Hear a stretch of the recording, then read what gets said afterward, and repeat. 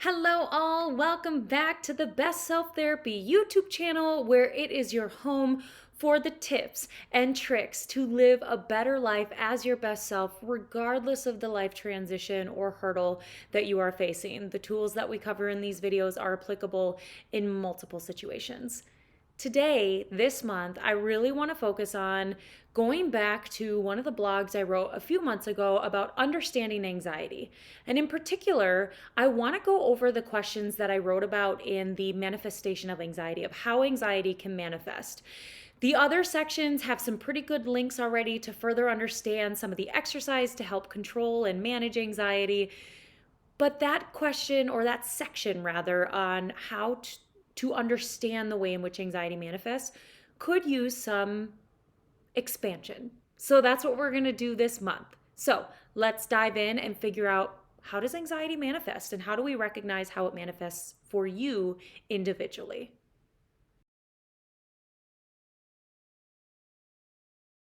So, the first question within the anxiety manifesting section of the blog article that I wrote a while back says, when anxiety is present, how do I experience it in my body? How does it show up in my body? Oftentimes, we can be feeling different things, but not really have terms, words, labels, or whatever to fully understand what is actually happening. And for some people, they may not even know that what they're experiencing are typical and common anxiety symptoms. So that's what I want to cover today. So, last month on the YouTube channel, we talked about the nervous system and when it gets activated, what we can use to help regulate it. Anxiety can activate our nervous system. So, when anxiety is present, how do you feel that in your body? Where in your body do you feel it, and what does it feel like? A lot of people will describe heart palpitations. I can't tell you how many clients I've sat with that had said, I went to the hospital thinking I was having a heart attack, when in reality it was just a panic attack. So, heart palpitations, sometimes a tightness or heaviness in the chest. Pacing, we might feel a sense of restlessness within our body. We might get like kind of sweaty palms. So, just kind of take a minute, write down, or maybe think about the last time you felt anxious. How did that show up in your body? How do you feel it, and where do you feel it?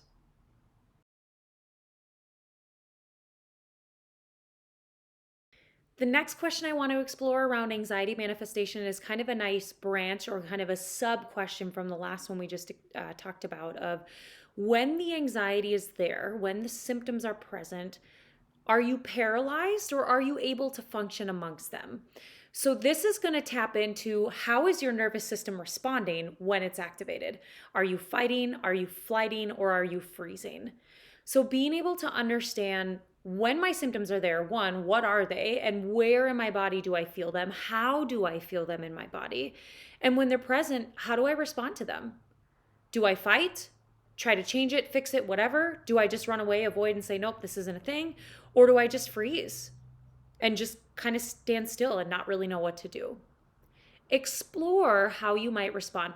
Depending on the situation, you may respond a little bit differently, but more often than not, we typically have one main go to in how our body responds when that nervous system is activated, whether it's activated from anxiety, trauma, grief, whatever it might be. So take a minute, look at the symptoms you just wrote down, where you feel them in your body, and how you feel them in your body, and then assess and look at, okay, when that's there, how do I function? How do I respond?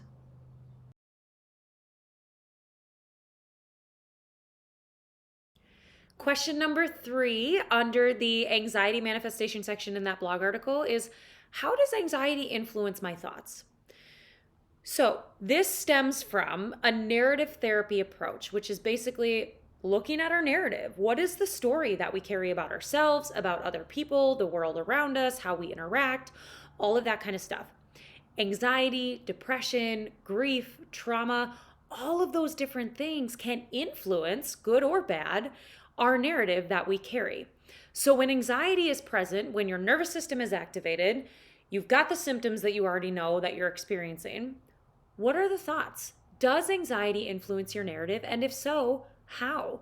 So some examples around what a narrative might be is, I'm not good enough. Why try? I'm going to fail. something bad is going to happen. This is just too much. I'm consumed by anxiety. I hear a lot from clients of, I don't know who I am outside of anxiety.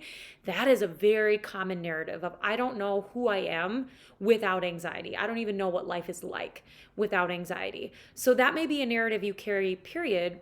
And then when anxiety hits and activates that nervous system, that belief or that narrative might become a little bit stronger or a little bit louder. So identify, what is that narrative? What does it sound like? And then you can work on rewriting it, all that kind of stuff. You can dive deeper in therapy, all that stuff. And there is an exercise, if you have the blog article open, wink, wink, nudge, nudge, that we're talking about here in the management control section of anxiety, there is an exercise called externalization, which will help with challenging this narrative that you just identified. So explore that narrative. How does anxiety influence your narrative?